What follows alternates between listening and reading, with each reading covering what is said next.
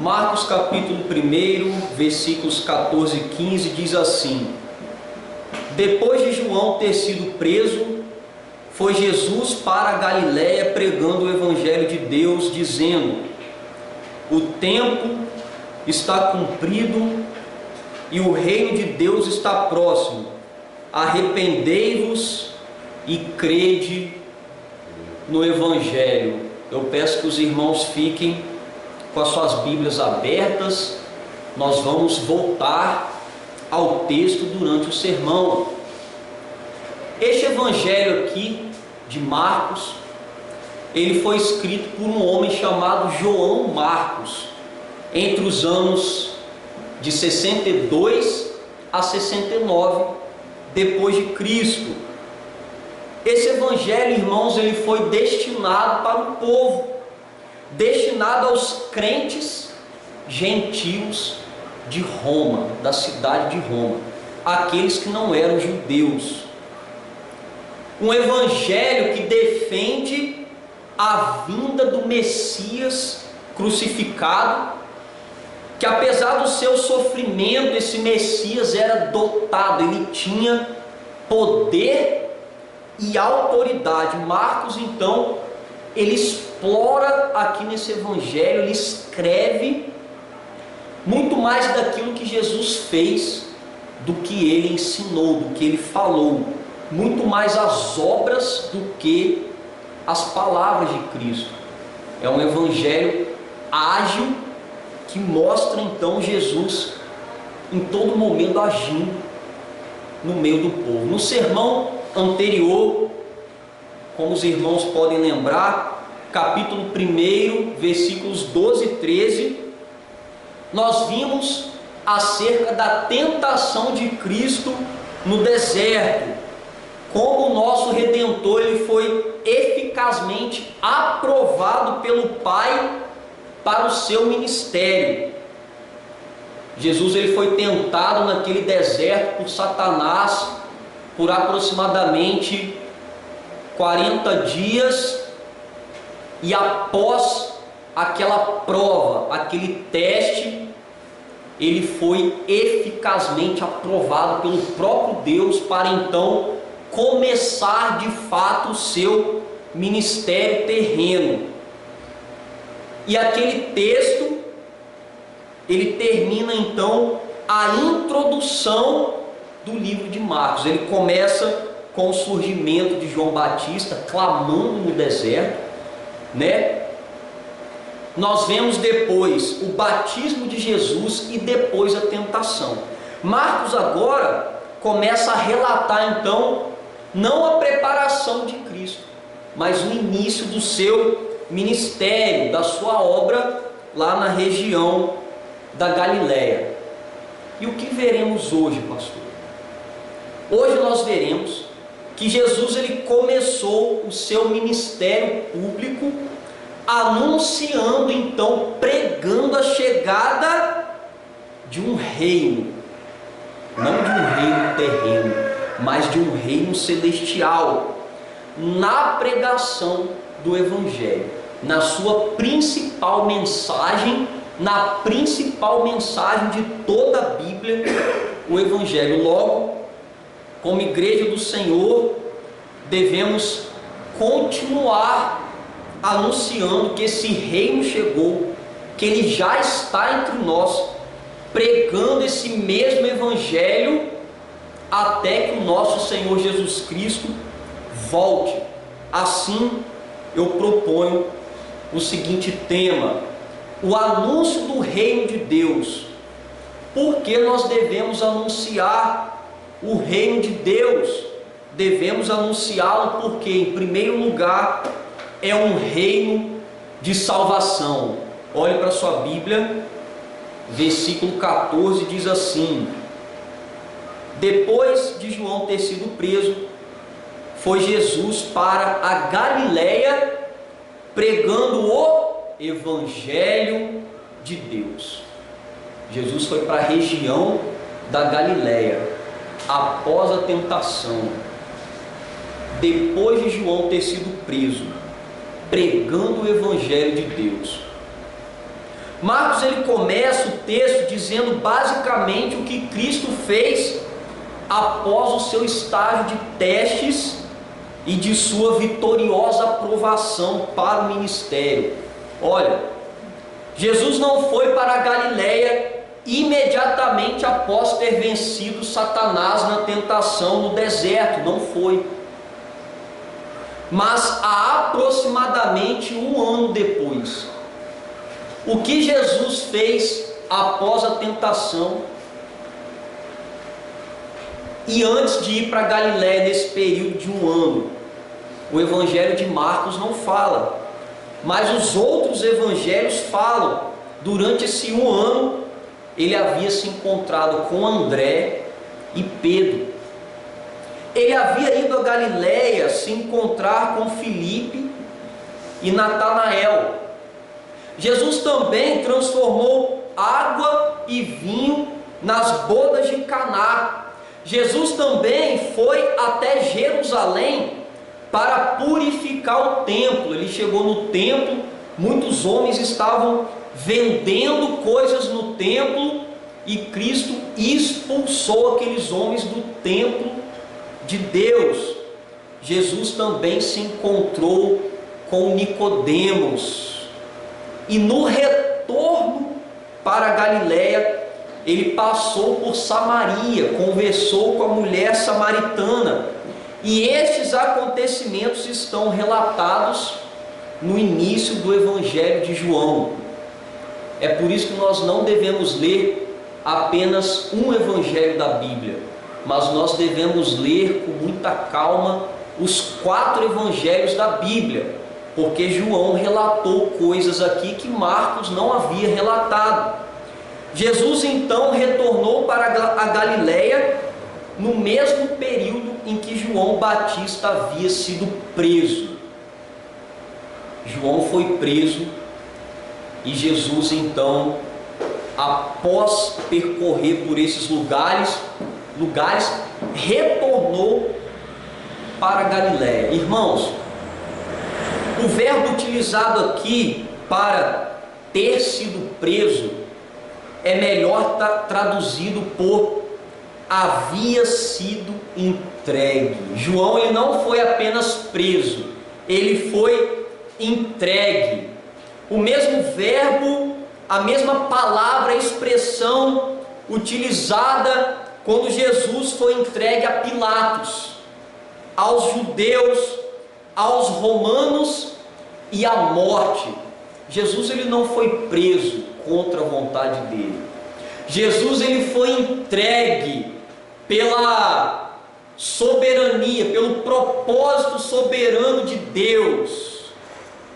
E João aqui, após cumprir o propósito de Deus na vida dele, ele foi entregue nas mãos de homens iníquos que cortaram a sua cabeça e a serviram em uma bandeja. Mas pastor, que terrível destino esse homem teve.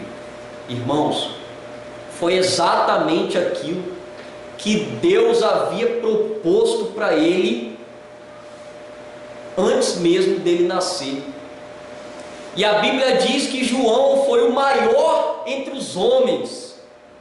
Segundo James Edwards, a prisão de João e o início do ministério de Jesus estão intencionalmente relacionados para mostrar que o Evangelho é proclamado e conhecido na adversidade, no sofrimento e não na facilidade e no conforto.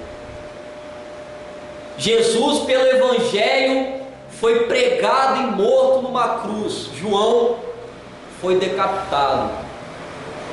Os apóstolos de Cristo foram martirizados, foram mortos por causa da fé.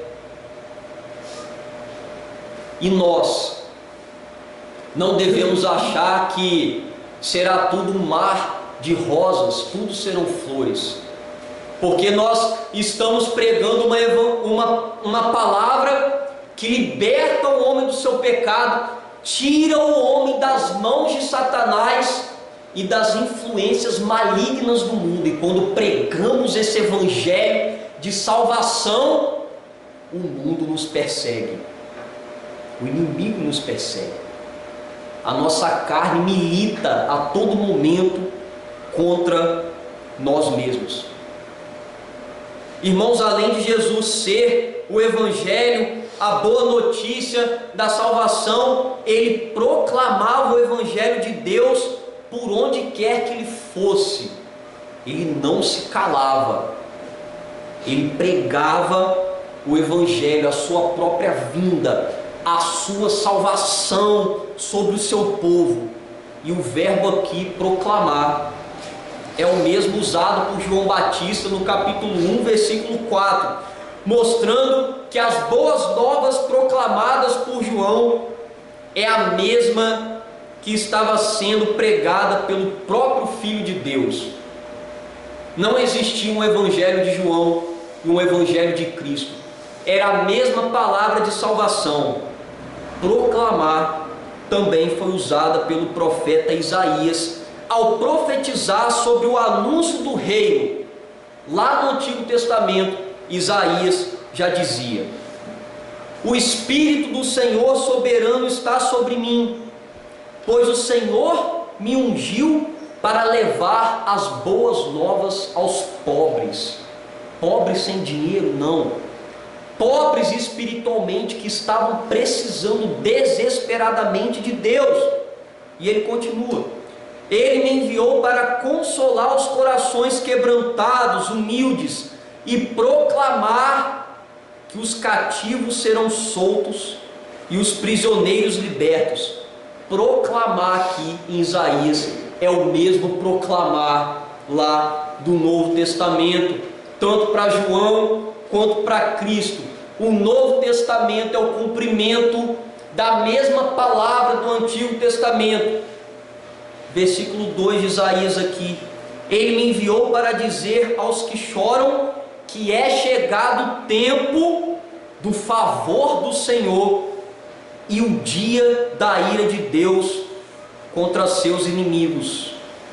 Versículo 3: a todos que choram em Sião, ele dará uma bela coroa em vez de cinzas, em vez de lamento, uma alegre bênção em vez de lamento, louvores festivos em vez de desespero. Em sua justiça serão como grandes carvalhos, árvores fortes que o Senhor plantou para a sua glória. Isaías 61, do 1 ao 3. Isaías estava profetizando acerca do texto que nós acabamos de ler aqui. Irmãos, a igreja de Cristo, ela deve continuar pregando esse mesmo evangelho de Isaías, de João e de Cristo, anunciando o reino, porque esse reino não é um reino de escravidão e morte, mas de libertação e vida. Se a igreja se calar, todos que estão escravizados no mundo de escravidão e morte continuarão como estão. A única solução para esse mundo perdido e perverso é a pregação do verdadeiro evangelho de Cristo, que salva, que liberta, que nos santifica e nos prepara até o grande encontro com o nosso Senhor. Um reino de salvação como dom gratuito de Deus ao homem, o evangelho da graça. Não há nada que o homem possa fazer para ser salvo, a não ser quando ele é impactado pelo Espírito de Deus, agraciado pelo dom da fé. Esse homem então crê e passa a se arrepender dos seus pecados e é salvo. Uma salvação que do começo ao fim é obra de Deus, como está escrito: aquele que não poupou o seu próprio filho, antes por todos nós o entregou, porventura não nos dará graciosamente todas as coisas? Romanos 8:32. todas as coisas são dádivas de Deus para nós. Estamos meditando no tema o anúncio do reino de Deus. Além deste reino ser um reino de salvação, por que devemos anunciá-lo? Devemos anunciá-lo porque, em segundo e último lugar, o reino já está entre nós. Devemos anunciá-lo porque é o único meio de salvação. Em segundo lugar, nós já vivemos esse reino aqui. Olhe para a sua Bíblia, versículo 15, diz assim: aqui é Jesus dizendo: o tempo está cumprido e o reino de Deus está próximo. Arrependei-vos e crede no Evangelho. Se arrependa e creia. É isso que ele diz. Aqui nós vemos então o conteúdo do reino, da mensagem do reino. O Senhor Jesus pregava que o tempo havia chegado com ele, que o reino já estava entre eles, e que eles teriam de se arrepender dos seus pecados e crer em Cristo, no Verbo encarnado, no Deus homem que estava pregando acerca dele e do seu reino diante dos olhos dos homens. E esses homens deveriam crer e se arrepender para entrar nesse reino. Jesus começa dizendo que o tempo está cumprido. O verbo aqui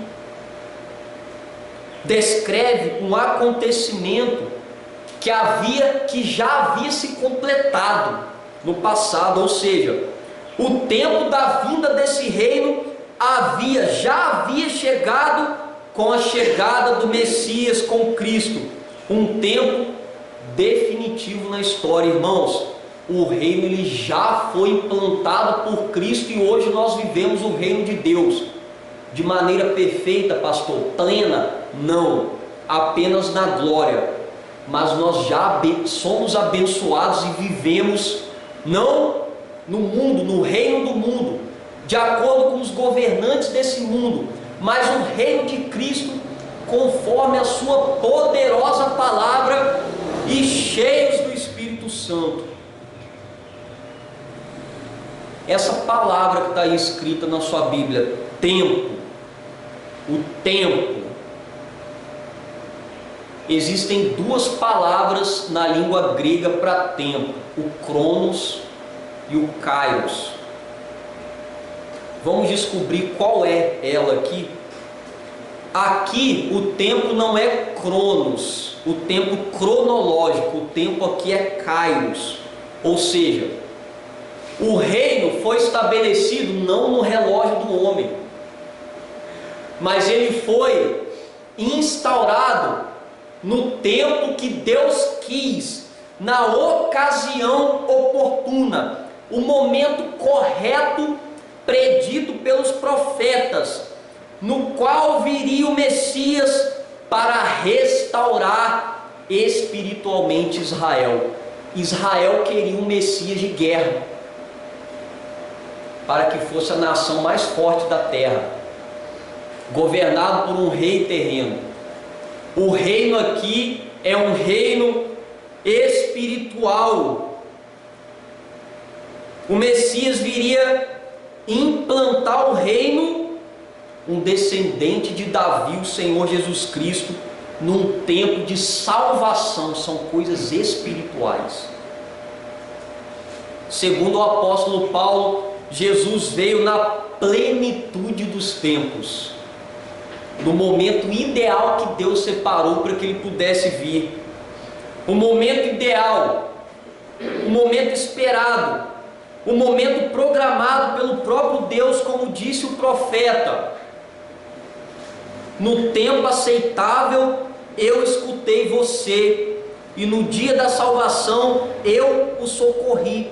Eu o guardarei e o farei mediador da aliança com o povo, para restaurar a terra e repartir as propriedades devastadas. Isaías 49:8. E Jesus continua, como está aí na sua Bíblia: o reino de Deus está próximo. O reino anunciado pelo Messias estava próximo, no sentido de estar perto deles, não no sentido de tempo, porque ele já havia sido restaurado. O reino de Deus já estava ali entre eles. E como eu disse, os judeus, o povo naquela época, acreditava que quando o reino fosse implantado por Deus no meio do seu Messias, ele seria um reino de restauração e abrangência política, nacional e militar, um grande exército terreno. Israel com um rei terreno poderoso, organizado como uma nação com um grande exército, mais forte da terra, para enfrentar os seus opressores. Eles esperavam por isso. Contudo, não foi desta maneira que Jesus trouxe o reino. Observe, o verdadeiro reino de Deus é aquele que revelou o governo e soberania de Deus, reconhecidos no coração do povo e na vida de seus eleitos, efetuando a sua completa salvação. O reino veio para salvar, não para guerrear, fisicamente dizendo. Conforme Lucas 17:21, o reino não estaria do lado de fora. O reino que Jesus diz aqui está dentro de vós. Um reino não apenas de bênçãos materiais, irmãos, entretanto espirituais, com Deus reinando em nosso coração. Um reino composto por um povo, a igreja de Cristo, que está firmada numa rocha e possui as chaves do reino dos céus. E um reino que já existe e aponta para a sua plenitude consumada no dia da redenção do universo, no qual os santos herdarão futuramente na volta do Rei. E Jesus conclui dizendo que apenas os que se arrependerem e nele crerem entrarão e permanecerão nesse reino. Pastor, se eu não crer em Cristo e se eu não me arrepender verdadeiramente, genuinamente dos meus pecados, eu entro nesse reino? Não. Esse reino aqui é só para os crentes, aqueles que reconheceram a sua miséria e se arrependeram das suas mazelas, dos seus pecados. E aqui nós vemos dois verbos no tempo presente e no modo imperativo, uma ordem, ou seja, Jesus ordena e intenciona que os seus súditos tenham fé nele e deixem os seus pecados, não de maneira momentânea, no entanto, de forma rotineira e contínua. Irmãos, não devemos crer hoje, nos arrepender dos pecados hoje e amanhã descrer, se é que isso é possível, ou continuar uma vida de pecados. Aqueles que foram chamados para esse reino por Cristo, eles devem crer e continuar crendo cada vez mais, a cada dia, com uma fé fortalecida, continuar se arrependendo dos seus pecados dia após dia, para estar nesse reino. O arrependimento exigido, em grego metanoia, não é apenas uma simples tristeza. Pastor, eu estou triste porque eu pequei, um sentimento de remorso, não poderia ter feito isso. Mas não, é um completo reconhecimento da sua pecaminosidade e uma real mudança de mente e de atitude. Isso é arrependimento. A mente é transformada, mudada, completamente mudada. E essa mente mudada reflete o quê? Uma mudança de atitude. Você está indo por um caminho de morte, de abismo, de escravidão, de dor, e você muda completamente de posição para um caminho de luz, de bênçãos, de alegria em Cristo. E a fé, o grego pistel, não se trata de uma possibilidade de ganho. Quando você joga no jogo, você ganha ou você perde. Jogos de azar e outro jogo qualquer. Essa fé aqui não é algo duvidoso, não é algo incerto, mas se trata de uma segurança, de uma confiança que nos move a praticar aquilo que nós cremos. Outro dia eu fui levar os meus filhos aqui na Cachoeira da Fumaça ali, para conhecer, e eles estavam descendo a correnteza. Eu falei assim: pode descer que eu vou te segurar. Eu não vou deixar você afundar, eu não vou deixar você morrer, se afogar. Eles soltaram a pedra e vieram ao meu encontro, com a certeza, com a firme certeza que eu iria segurá-los. Essa é a fé bíblica, quando nós nos entregamos totalmente, completamente, a nossa vida, os nossos caminhos, o nosso futuro, as nossas decisões, os nossos passos em Cristo, com o nosso único e suficiente Salvador, com a segurança, a certeza de que triunfaremos com Ele na glória, quando Ele nos salva dos nossos pecados, das nossas mazelas. Total confiança. Não é soltar uma mão e agarrar com a outra, não. É você soltar e descer a correnteza, que o Pai vai te abraçar.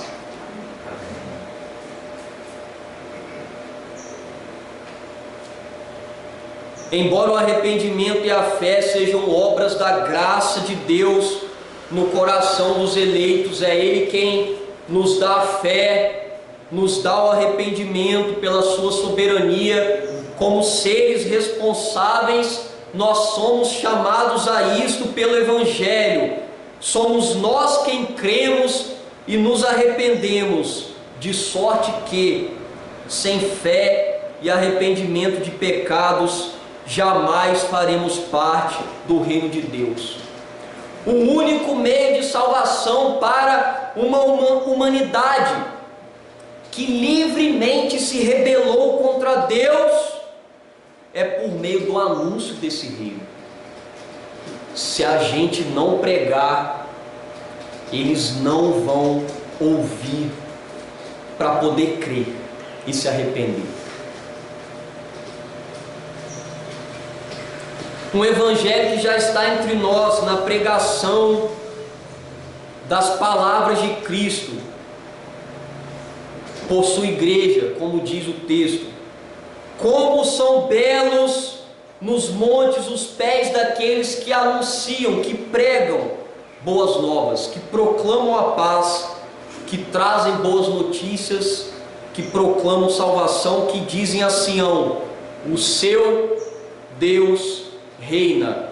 Isaías 52:7. Diante do que foi exposto aqui, pastor, o que essa palavra, para que ela serve para mim?